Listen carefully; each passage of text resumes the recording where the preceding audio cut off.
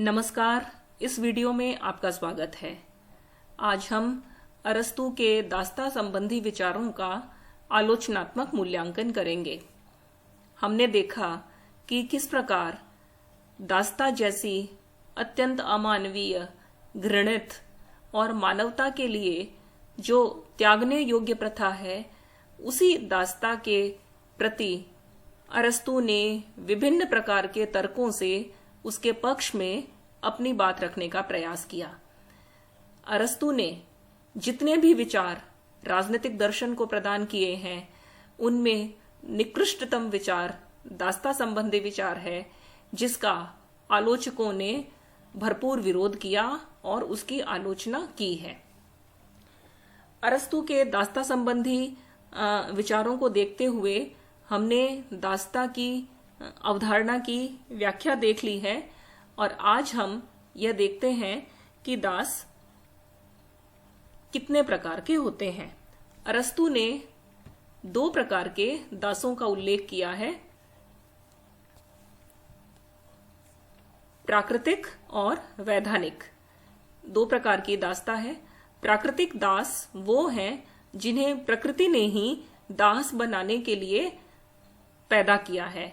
उनकी शारीरिक और मानसिक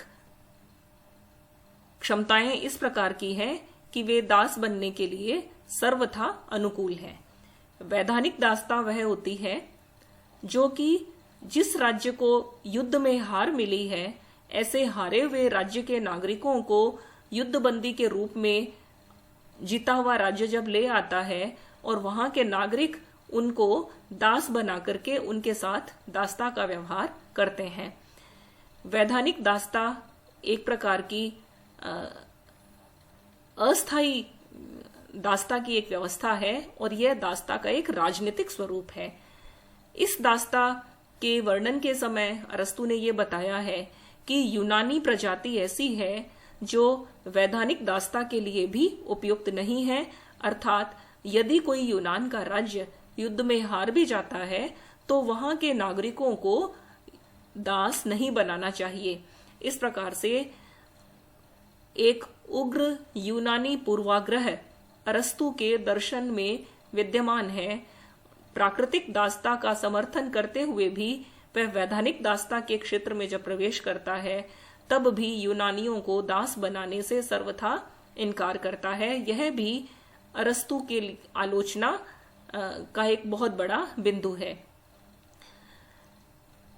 दास्ता की अवधारणा को समझाते हुए यद्यपि वह दास्ता का समर्थन करता है, किंतु साथ में उसका यह भी मानना है कि दासों के साथ व्यवहार करते समय स्वामी को अनेक प्रकार की मानवीय दशाओं का ध्यान रखना चाहिए। पहली बात वो ये कहता है कि दास्ता पूरी तरह से प्राकृतिक है, अर्थात जिस व्यक्ति को प्रकृति ने ही शारीरिक रूप से बलशाली किंतु मानसिक रूप से दुर्बल शक्तियों का बताया है, केवल वही व्यक्ति दास बनने के लायक है। इसलिए दास्ता वंश परंपरागत नहीं हो सकती, परंपरागत नहीं हो सकती। इसका अर्थ यह है कि यह आवश्यक नहीं कि दास का पुत्र हमेशा दास ही बनेगा। दास के पुत्र में यदि उत्कृष्ट मानसिक शक्तियां हैं तो वो स्वतंत्र जीवन जी सकता है। दूसरे, वह स्वामी से यह अपेक्षा करता है कि जिस प्रकार स्वामी अपने स्वयं के अंग से प्रेम करता है, उसकी देखरेख करता है, ठीक उसी प्रकार उसे दास को भी अपने शरीर के अंग के समान ही समझना चाहिए और उसके साथ वैसा ही व्यवहार करना चाहिए, उसकी वैसी ही देखभाल करे जैसी वह स्वयं की देखभाल करता है। स्वामी से वह यह अपेक्षा करता है कि वो दासों के सम्मुख हमेशा मुक्ति का आश्वासन रखे, अर्थात उसे दासों के सामने यह बार बार प्रकट करना चाहिए समय समय पर कि यदि वे अच्छा काम करेंगे, यदि वे मानसिक रूप से उनकी शक्तियों का विकास हो जाएगा, तो समय के अंतराल पर उन्हें मुक्त भी किया जा सकता है। तो इस प्रकार से दासों के सामने मुक्ति का उच्चतर उद्देश्य हमेशा सामने रखना चाहिए। वह स्वामी से यह भी अपेक्षा करता है कि दासों को उनकी क्षमता के अनुरूप ही कार्य देना चाहिए, अर्थात ऐसे अत्यंत कठोर कार्य जो किसी भी मनुष्य के लिए करणीय नहीं है, ऐसे अमानवीय, क्रूर और दमनकारी कार्य दासों से न करवाए जाएं और ऐसे ही सामान्य कार्य करवाए जाएं जो कि दास के शारीरिक और मानसिक स्वास्थ्य के पूरी तरह से अनुकूल हो। स्वामी को चाहिए कि दास को आवश्यक भौतिक और शारीरिक सुविधाएं प्रदान करे, उसे स्वच्छता के वातावरण में रखे, उसके खाने पीने का और पहनने की उचित व्यवस्थाओं का प्रबंध करना स्वामी के लिए आवश्यक है। वह स्वामी से यह भी अपेक्षा करता है कि उसका उद्देश्य दासों को सीमित संख्या में रखने का ही रहना चाहिए, अर्थात वह लोभ में आकर के अधिक से अधिक दासों को अधिक से अधिक गुलामी की अवस्था में रखने की अपनी मानसिकता का त्याग करे और जितनी उसके गृह प्रबंध और उसके आर्थिक स्थिति के अनुसार दासों की संख्या उचित है, केवल उचित संख्या में ही दासों को रखे ताकि अधिक व्यक्तियों को दासता से मुक्त रखा जा सके। वह स्वामी से यह एक अपेक्षा करता है कि स्वामी को चाहिए कि वह अपनी मृत्यु के समय दासों को मुक्त कर दे, और ऐसा कहा जाता है कि अरस्तु ने भी अपने वसीयत में यह लिख दिया था कि उसकी मृत्यु के समय उसके दासों को मुक्त कर दिया जाए। तो दासों के सामने हमेशा यह एक आश्वासन रहता है कि जिस दिन स्वामी के मृत्यु होगी या एक निश्चित अवस्था को प्राप्त कर लेगा, उस दिन संभवतः दासों को मुक्त कर दिया जाएगा। स्वतंत्रता का अंतिम ध्येय इस प्रकार से स्वामी के सम्मुख भी होना चाहिए कि जब वह मृत्युशैया पर हो तो उसके सामने ऐसा बोझ न रहे कि वह अपने पीछे दासों को छोड़ के जा रहा है, और दासों के सामने भी एक लक्ष्य रहना चाहिए कि जीवन के अंत काल में ही सही उनको स्वतंत्र होना है। किंतु कितनी भी मानवीय दशाओं का उसने वर्णन किया हो, किंतु दासता फिर भी किसी प्रकार से उचित नहीं की जा सकी है। अरस्तु का यह एकमात्र ऐसा सिद्धांत है जिस पर चौतरफा हमले हुए हैं और विभिन्न प्रकार के तर्कों के साथ उसकी आलोचना की गई है। हम इन विभिन्न तर्कों का अवलोकन करते हैं। सबसे पहला जो आधार है जिसको कि अरस्तु ने ये कहा है कि प्राकृतिक है, उसी आधार पर इसकी आलोचना की गई है कि दास प्रथा अप्राकृतिक है। इसका अर्थ ये है कि प्रकृति में कहीं भी हमें इस प्रकार का स्वामी और दास का संबंध नजर नहीं आता जिस प्रकार से स्वामी और दास को अरस्तु ने स्वीकृत किया है। पूरी तरह से एक प्राणी दूसरे प्राणी की अधीनता में कभी भी किसी भी परिस्थिति में नहीं रह सकता। फिर प्राकृतिक भिन्नताएं यद्यपि हो सकती हैं, किंतु उन प्राकृतिक भिन्नताओं में ऐसा कोई भी स्पष्ट बिंदु नहीं है जहां आकर के यह कहा जा सके कि इस स्थान पर आकर के एक व्यक्ति स्वतंत्र व्यक्तियों की श्रेणी में गिना जाएगा और दूसरा व्यक्ति दासों की श्रेणी में गिना जाएगा। दूसरी सबसे बड़ी आलोचना यह है कि उसकी दासता के सिद्धांत में सर्वत्र यूनानी श्रेष्ठता के प्रति अंधश्रद्धा और पूर्वाग्रह की झलक मिलती है। दासता के वैधानिक स्वरूप का वर्णन करते समय वह यह स्पष्ट रूप से कहता है कि युद्ध में हारने के पश्चात भी यूनानियों को दास नहीं बनाया जा सकता, और यूनानी तो केवल स्वतंत्र जीवन जीने के लिए ही पैदा होता है। इस प्रकार से उसकी यूनानी श्रेष्ठता के प्रति जो पूर्वाग्रह है वो किसी भी रूप में मानवीय नहीं है, यह जातीय अहंकार का प्रतीक है और इसकी जितनी भर्त्सना की जाए उतना कम है। उसका जो मनोवैज्ञानिक तर्क है कि जैसे उत्कृष्ट का निकृष्ट पर शासन होता है, आत्मा का शरीर पर शासन होता है, वैसे ही स्वामी आत्मा है और दास शरीर है, यह बात भी उपयुक्त नहीं है। ऐसा भी मानना ठीक नहीं है कि दास के शरीर में आत्मा होती ही नहीं है, वह आत्महीन है। कोई कितना भी निकृष्ट प्राणी क्यों न हो, उसकी स्वयं की आत्मा होती है, उसकी स्वयं की चेतना होती है, और वह अपनी चेतना को अपने से पृथक नहीं कर सकता है। अरस्तु ने अपनी पुस्तक इथिक्स में यह कहा है कि मनुष्य एक विवेक संपन्न प्राणी है। यदि समस्त मानव समुदाय पर यह उक्ति लागू होती है तो दास पर यह उक्ति लागू क्यों नहीं हो सकती?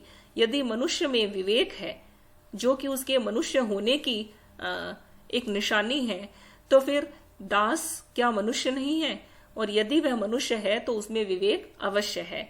तो अरस्तु के इसी तर्क की आलोचना करते हुए बार्कर ये कहता है कि यदि कोई एक व्यक्ति एक क्षेत्र में मनुष्य है तो उसे सभी क्षेत्रों में मनुष्य मानना चाहिए।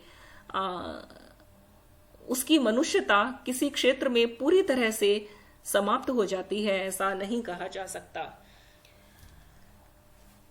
अरस्तु ने जिस प्रकार से स्वतंत्र और दास के रूप में जो मानव जाति का कठोर विभाजन कर दिया है, प्रोफेसर रॉस के शब्दों में ऐसा कठोर विभाजन पूरी तरह से अवैज्ञानिक है और अव्यावहारिक भी है। इस प्रकार का कठोर विभाजन न तो किया जा सकता है, और यदि कर भी दिया जाता है तो उसको स्वीकार नहीं किया जा सकता। एक व्यावहारिक आलोचना उसके दासों के सम्मुख जो मुक्ति का आश्वासन देने की है, उसे लेकर भी की गई है।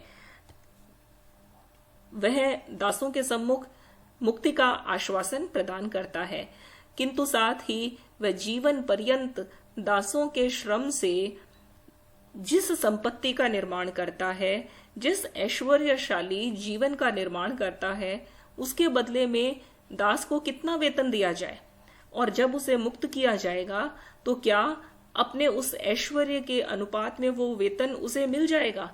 ये प्रश्न बड़ा महत्वपूर्ण है, क्योंकि जब दास स्वतंत्र जीवन जीने के लिए जब मुक्ति की तरफ जाएगा तो उसके पास स्वतंत्र जीवन जीने के लिए जो आवश्यक संपत्ति की आवश्यकता होगी, क्या मालिक वैसी आवश्यक संपत्ति उसको प्रदान कर देगा? इसके बारे में भी अरस्तु मौन है।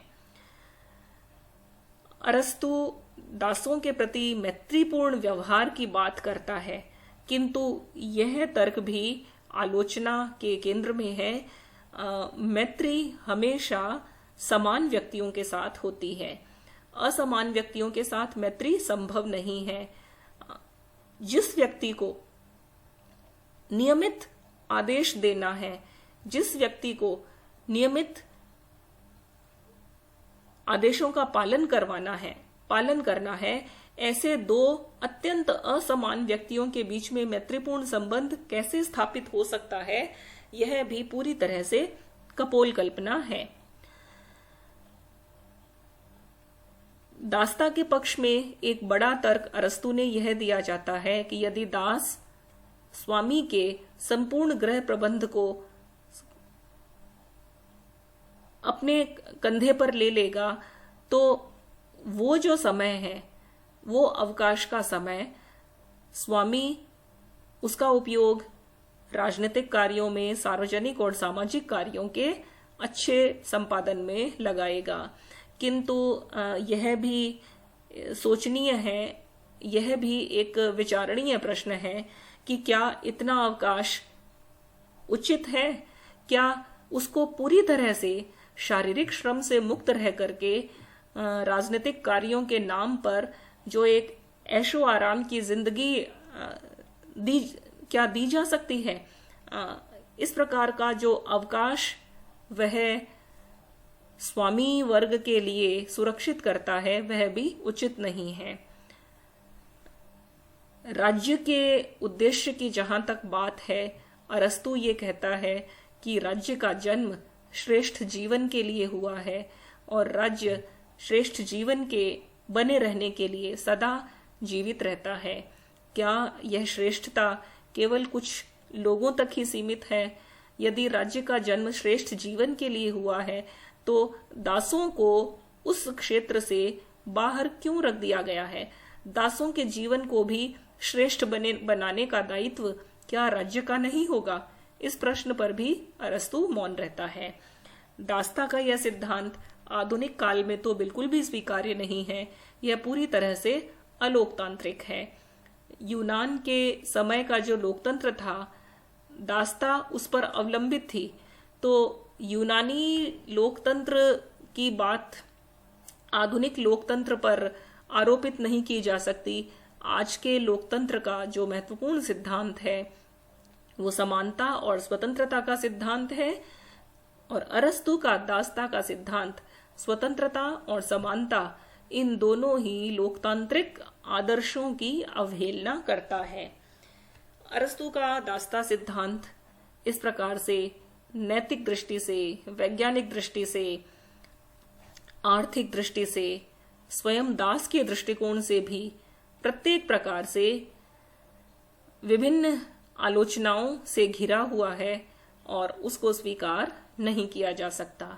मैक्सी ने इस पर एक कठोर टिप्पणी करते हुए ये कहा कि अरस्तु का दासता का सिद्धांत इतना घृणित और इतना त्याज्य है, यह इतना अवैध है कि इसके कारण उसके ग्रंथ पॉलिटिक्स को ही अस्वीकार कर देना चाहिए।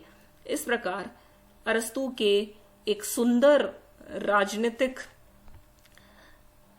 जो उसने सिद्धांतों का निर्माण किया है, उनमें दासता एक स्थायी काले धब्बे की तरह विद्यमान है और इसका समर्थन नहीं किया जा सकता। धन्यवाद।